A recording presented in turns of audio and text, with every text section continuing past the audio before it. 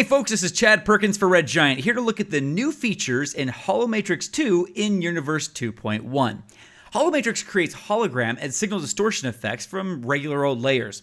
Now, in my opinion, this release of Holomatrix sees it take a huge leap forward in creating really organic distortions. Now, we'll look at that in detail in just a minute. I'm first going to just go ahead and apply Holomatrix II to my floating orb here, and you'll notice some visual wackiness going down on these edges.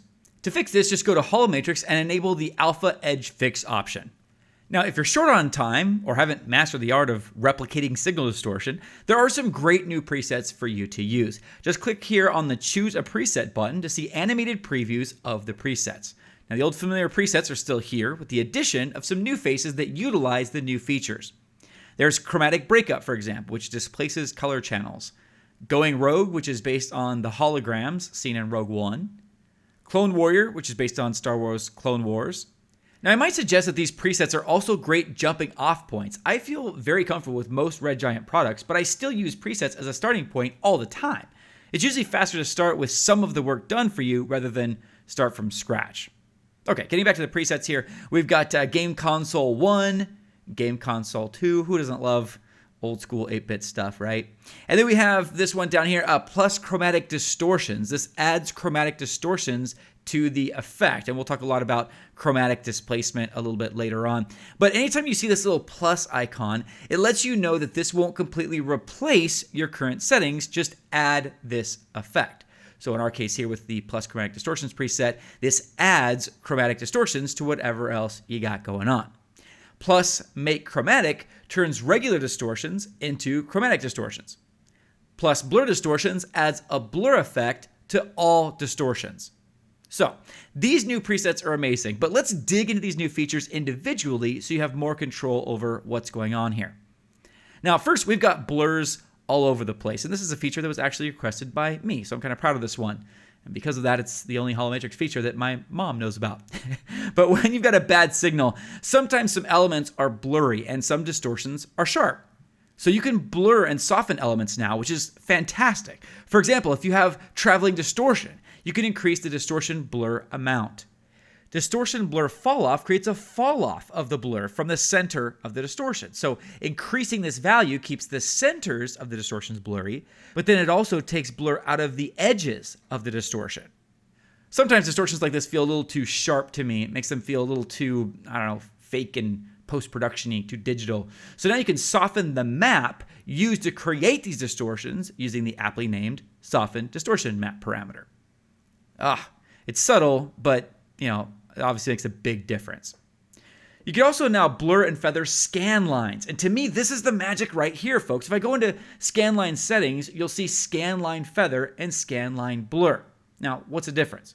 Well, feather adds softness to each scan line, but blur actually blurs the map used to generate the lines. This allows us to create scan lines that feel a lot more organic and analog than was possible before.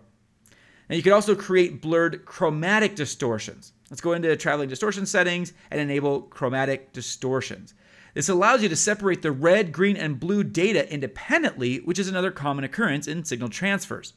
Open up chromatic settings here to adjust the displacement of each individual color channel on a specific axis. So if you wanted to move red over to the right a little, we could adjust the displace red X value.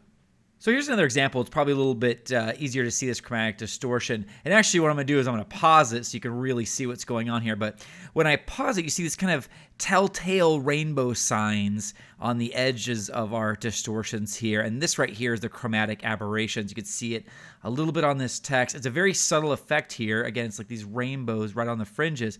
But that's the chromatic distortion that we're talking about. And it adds a really great dimension of realism to distortions in Holomatrix. And it just looks great. And sometimes with those chromatic distortions, you feel it more than it's really blatantly obvious. Now, all this new blurring, softening, chromatic business is available in not just traveling distortion, but elsewhere in the effect as well, like in block distortion or in screen distortion. As suggested by the names of the new presets, we've got a few new features inspired by Star Wars. In Rogue One, we kind of saw this strobing effect that we can turn on here. Now, there was strobing in other parts of Holomatrix, but this new strobing applies to the whole hologram. And we have some great options here for minimum and maximum opacity, the frequency of the strobing, and if it fades instead of strobes. In other words, if the strobe gradually fades in and out, or if it just pops on and off. So this is not your mother's strobe effect. It's beautifully imperfect. It's so organic to my eyes. I just love it. Here's another example of this effect that's probably a little easier to see. Now, the strobing effect kind of recreates this idea that the original content was shot with a different frame rate or refresh rate than the projector has. So it creates this kind of occasional random strobe. Now, going back to Star Wars: The Clone Wars, in that we saw holograms that have this kind of scrolling line. So to get that effect, we have this new scrolling line option here. Just enable that. And also for more options, of course, you can open up scrolling line settings and customize this as much as you need. You lower the opacity, increase or decrease the line height, line blur, and so on. Let's look at another example here. So here we see these scrolling lines coming from the top here. It's a pretty cool effect. There are also x-axis distortions for the line effect, which is another property actually inspired by the Clone Wars. So if you go into line settings, you can adjust line's distortion strength to cause some separation.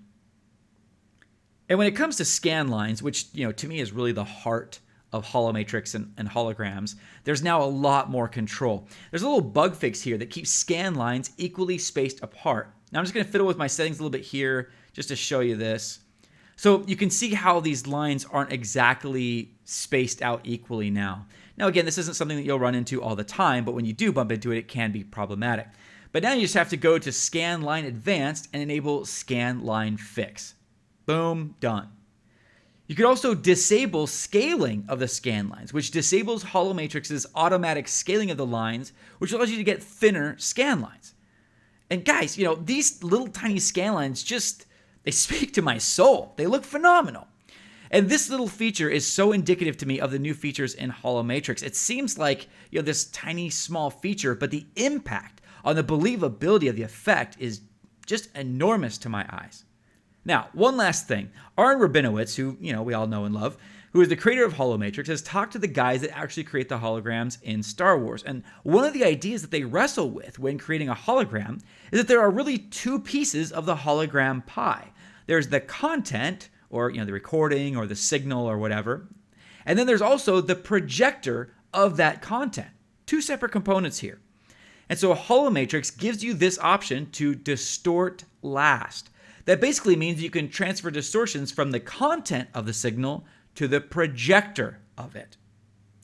And this, coupled with all these new blurs, chromatic aberrations, control over scan lines, they make this new update to Holomatrix 2 absolutely incredible. You could just feel the love and research that went into making this piece of software as powerful as it is. You gotta check it out. Thanks for watching this tutorial, everybody. On behalf of Red Giant, I am Chad Perkins. And a special thank you to Pond5 for all the amazing stock footage we used in this tutorial.